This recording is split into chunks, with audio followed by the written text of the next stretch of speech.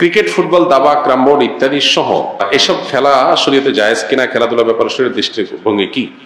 দেখুন, যে সমস্ত খেলাধুলার মধ্যে শারীরিক কসরত আছে, শারীরিক ব্যায়াম আছে, সেগুলো যদি কোনো শরিয়ার বিধান লঙ্ঘন করা ছাড়া খেলা যায়, সেগুলোকে শরিয়ার দৃষ্টিকোণ থেকে জায়েজ বলেছেন ওলামায়ে কেরাম।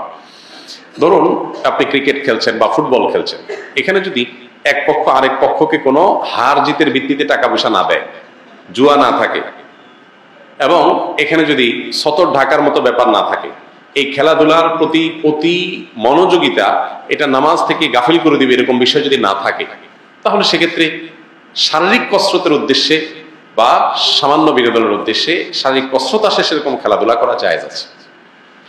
সেটা ব্যাডমিন্টন হতে পারে, ক্রিকেট হতে পারে, ফুটবল হতে পারে। ফুটবল খেলতে গিয়ে আপনি হাফ প্যান্ট করছেন, সতর মুক্ত করছেন, তখন এটা না জায়েজ হয়ে যাবে। আপনি খেলাধুলাতে এত বেশি জমে উঠছেন যে আপনি নিয়মিত জামাতে নামাজ পড়েন, কিন্তু খেলাধুলা মস্তে গিয়ে আপনি নামাজ জামাত পড়তে পারতেছেন না, তাহলে সেই এত বেশি মোহ তৈরি করে ফেলে এটা জায়েজ হবে না। নামই যার খেলা, নামই হলো খেলা ধুলা, খেলা ধুলা, এই খেলাধুলা যার নাম, সেটা এখন আর খেলাধুলা নাই, সেটা সিরিয়াস ইস্যু হয়ে গেছে। এটা এখন অনেকের জীবন জীবিকার ব্যাপার, এটা অনেক আয় ইনকামের ব্যাপার, এটা মানুষকে ভুলায় রাখার একটা মন্ত্র, একটা মাধ্যম। এটার পেছনে হাজারটা বিষয় জড়িয়ে আছে। এই জন্য ওই লেভেলের খেলাধুলা সেগুলো ভিন্ন। বাট আপনি নিজস্ব উদ্যোগে নিজেরা খেলাধুলা করলেন যেটাতে শারীরিক কসরত আছে। যেই খেলায় শারীরিক কসরত নাই, যেমন দাবা খেলা, লুডু খেলা, তারপরে ক্যারাম বোর্ড খেলা, তারপরে আপনার ওই যে কি তাস খেলা, এই জাতীয় খেলাগুলোতে কোনো শারীরিক কোনো ফায়দা নাই, মানসিক কোনো ফায়দা নাই, এগুলো জায়েজ নাই শরীয়তে। কেন? কারণ এগুলো অনর্থক কাজের অন্তর্ভুক্ত। এই খেলাধুলা দ্বারা আপনার লাভ কি? কোনো লাভ নাই। আপনি বলবেন মানসিক রিফ্রেশমেন্ট, বস্তুত হয় উল্টাটা।